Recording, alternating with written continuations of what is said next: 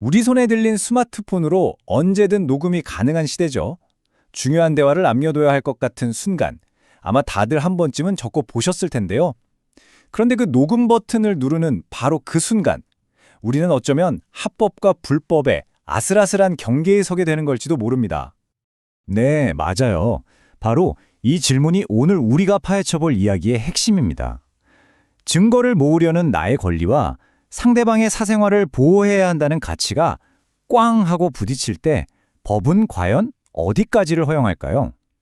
이 아주 중요한 질문에 대한 실마리를 제공하는 대법원 판결 하나를 오늘 함께 깊이 들여다보겠습니다. 이 모든 법적 논쟁의 시작은요, 한 자산운용사에서 벌어진 일이었습니다. 관리자가 직원을 해고하는 그 과정을 몰래 녹음하면서부터였죠. 사건의 전말은 이렇습니다. 회사가 부산에 지점을 열었고 한 직원은 계약을 여러 번 갱신하면서 계속 일을 하고 있었어요. 그런데 2022년 7월 회사가 갑자기 지점을 폐쇄하기로 결정하고 이 직원에게 계약이 끝났다고 통보를 합니다. 바로 이 대화, 이 면담 과정을 관리자가 직원 동의 없이 녹음한 겁니다.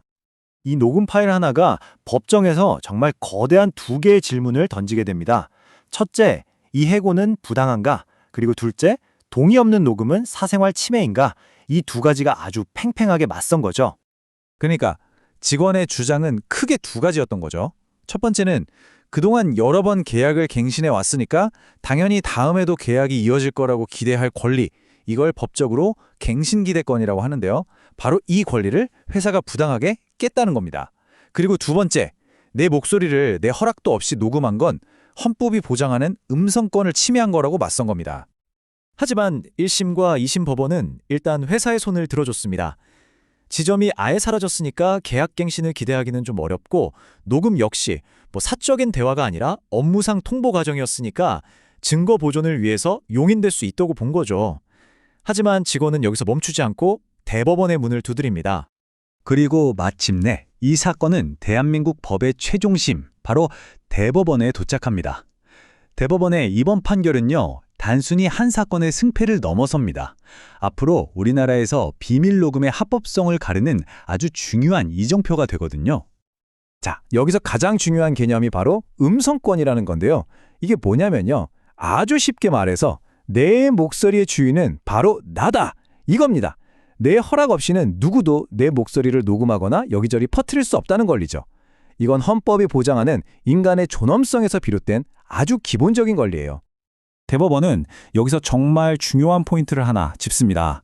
녹음하는 행위가 사회통념상 허용되는 한도를 넘어서면 그 자체로 불법 행위가 될 수 있다는 거예요. 이게 무슨 말이냐면 그 녹음 파일이 나중에 법정에서 증거로 쓰일 수 있느냐 없느냐는 둘째치고 녹음하는 그 행위 자체가 손해배상 책임을 져야 하는 잘못일 수도 있다는 점을 명확히 한 거죠.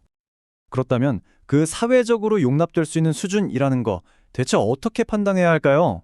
막연하잖아요. 바로 이 질문에 답하기 위해서 대법원이 아주 구체적이고 실용적인 4가지 기준을 딱 제시합니다. 자, 대법원이 제시한 4가지 기준 한번 볼까요? 첫째, 녹음 방법입니다. 혹시 상대를 속이거나 협박하는 식으로 부당하게 녹음한 건 아닌가? 둘째, 대화 내용이죠. 이게 무슨 연인 간의 사랑 고백처럼 지극히 사적인 내용인가? 아니면 업무 지시처럼 공적인 내용인가? 셋째, 녹음 목적입니다. 단순히 상대를 괴롭히려고 한 게 아니라 정말 증거를 남기기 위한 정당한 목적이 있었나? 그리고 마지막으로 정말 중요한 넷째, 그 녹음 파일을 어떻게 사용했는가입니다.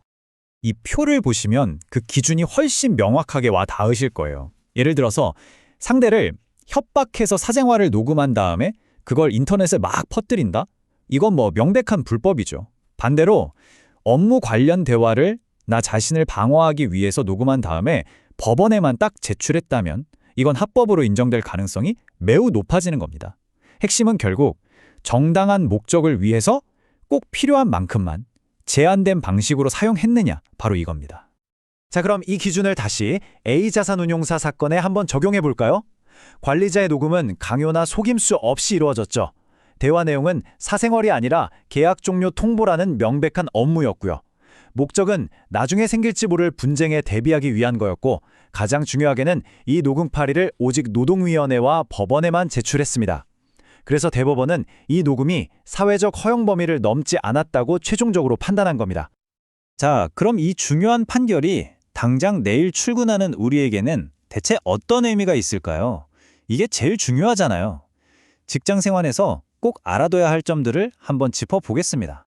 만약 여러분이 회사 측, 그러니까 인사 담당자라면요, 이 판결 덕분에 해고 통보나 징계 면담 같은 아주 민감한 상황에서 증거 확보를 위한 녹음이 어느 정도 가능해졌다고 볼 수 있습니다. 하지만 꼭 기억하세요. 무조건 동의를 구하는 게 최선입니다. 만약 동의 없이 녹음했다면 그 파일이 다른 동료의 귀에 들어가는 순간 불법이 될 수 있어요. 오직 법원 제출용으로만 철저하게 관리해야 합니다. 반대로 직원의 입장에서 본다면 이 판결은 나를 지킬 수 있는 아주 든든한 방패가 될 수 있습니다. 직장 내 괴롭힘이나 부당한 지시, 우리가 흔히 갑질이라고 부르는 상황을 당할 때 이걸 증거로 남기기 위한 녹음은 정당방위로 인정받을 가능성이 매우 커졌습니다. 힘의 불균형 속에서 나 자신을 보호하기 위한 녹음은 그 정당성을 높게 평가받기 때문이죠. 단 여기서도 원칙은 똑같습니다. 그 녹음 파일을 함부로 퍼뜨리지 말고 노동위원회나 경찰, 법원 같은 공식적인 창구에만 제출해야 한다는 것 잊지 마세요. 오늘 대법원 판결은 디지털 시대의 비밀 녹음에 대한 아주 중요한 기준을 세웠습니다. 근데요, 여러분도 아시다시피 기술은 법보다 훨씬 빠르게 진화하잖아요? AI가 내 목소리를 똑같이 복제하고 딥페이크가 있지도 않은 말을 만들어내는 시대가 오고 있습니다.